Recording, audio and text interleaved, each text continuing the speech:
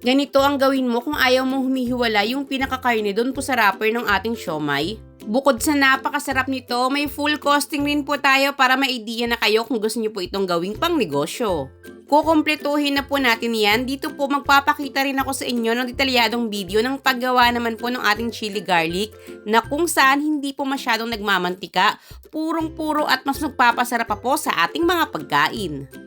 Dito po, 2.3 kilos or lampas po ng kaunti sa 2 kilos yung karneng binili ko. Yan po ay dahil pinapatanggal ko muna yung pinakabalat nito bago ko ipagiling. Nang sa ganon kapag nagiling na ito, nasa 2 kilos pa rin. At after ko po itong mahugasang mabuti, nilalatag ko po ito sa malinis na kitchen towel. Nang sa ganon, madrain mabuti yung nakasama pong liquid dito. Ilagay na po sa mixing bowl at ang isa sa mas nagpapa-espesyal pa po sa lasa nito ay yung paglalagay po natin ng sesame oil.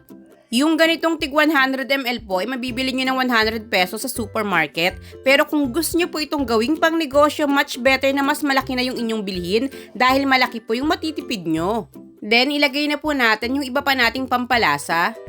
Dito po sa ating siomai recipe, napakalinamnam po nito pero wala tayong gagamiting MSG. Pero still nakadepende pa rin po ito sa inyong preference. Kung gusto niyo pong gumamit ng fresh na bawang at sibuyas, ay pwedeng-pwede naman po. Isang buong bawang dikdikin at hiwain po ng maliliit. At 2 malaking sibuyas, hiwain nyo rin po ng maliliit. Make sure na ma-mix po natin itong mabuti para pantay po yung lasa. At maglalagay rin po tayo rito ng cornstarch na tutulong para mas mag-bind po itong ating karne. Para naman mas maging masustansya pa itong ating ginagawang siomai, maglagay rin po tayo rito ng ginadgad na carrots. At dahon ng sibuyas na hiniwa po natin ng maliliit. Sa dahon ng sibuyas, bumili po kayo ng mga halagang nasa 15 pesos. Then sa carrots naman po, gawin yung nasa 700 grams. Para pag tinanggal pa po yung mga parteng hindi natin kailangan, nasa 500 grams pa rin po yung ating makukuha. Ready na po ngayong balutin itong ating siomai mixture. Dito po gumagamit ako ng 1 tablespoon para po sa pinakadami ng laman ng ating siomai. Pwede niyo po itong gawing family bonding, kayang-kaya rin po itong sukatin ng inyong mga kids.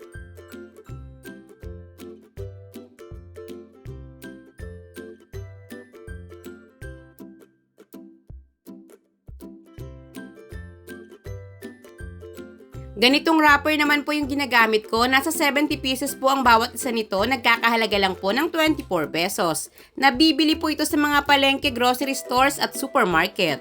Sa pagbabalot naman po ng ating siomai, para nga po hindi humihiwala yung pinaka-wrapper dun po sa ating karne, ganito lang po yung inyong gagawin. Medyo i-flat po natin yung pinaka-karne, then yung bawat kanto po itutupi po natin at ipapasok doon po sa loob ng ating karne. Then pwede na po natin itong ipormang pang siomai.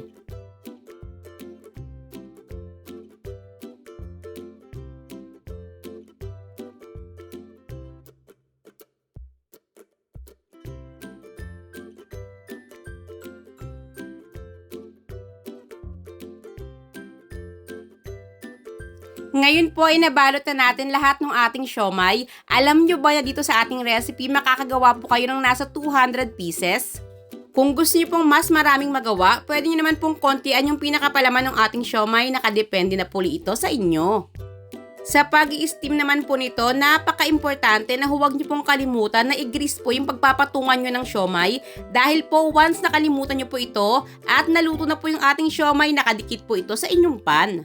Tingnan nyo po ito habang ito ay ating ini-steam, intact at hindi po humihiwala yung pinaka-wrapper dun po sa ating karne. And charan! Heto na nga po yung ating napakasarap at napakalinamnam, bukod pa po sa napakabango na siomai. Lahat po ng nakatikim na nitong ating recipe, isa lang yung sinabi, ganito yung siomai na talagang hahanap-hanapin mo at totoong siomai talaga. Siyempre, mas pasasarapin pa po ito ng ating homemade chili garlic rin na hindi po masyadong nagmamantika. Tara na po at umpisahan na nating gawin. Bumibili po ako ng balat na bawang dun po sa aming palengke. Then hinuhugasan ko po itong mabuti, tinatanggal ko po yung mga parting hindi na pwede. Tinatanggal ko naman po yung pinakatangkay ng ating sili, then huhugasang mabuti. Pareho ko po itong ilalagay sa ating malinis na kitchen towel hanggang sa ito po ay tuluyan ng matuyo. Pwede nyo po itong hiwain ng maliliit pero kung available naman po sa inyo ang food processor, pwedeng ito po yung inyong gamitin. Sa paggigiling ko nga po pala nito, isinasama ko na po yung gagamitin nating mantika para mas madali po itong magiling. Bali dito nga po pala, tig 550 grams yung binili kong sili at bawang. Nang sa ganon, kapag tinanggal ko na yung mga parteng hindi natin kailangan, nasa tig 500 grams pa rin po ito. Then, ilagay po sa isang pan at dito po sasabihin ko yung mga oras at lakas ng apoy na ating gagamitin para may guide po kayo sa pagluluto. After po natin itong mailagay sa pan, buksan po natin yung ating kalan sa medium-high heat, then lutuin po natin ito doon ng 2 minutes.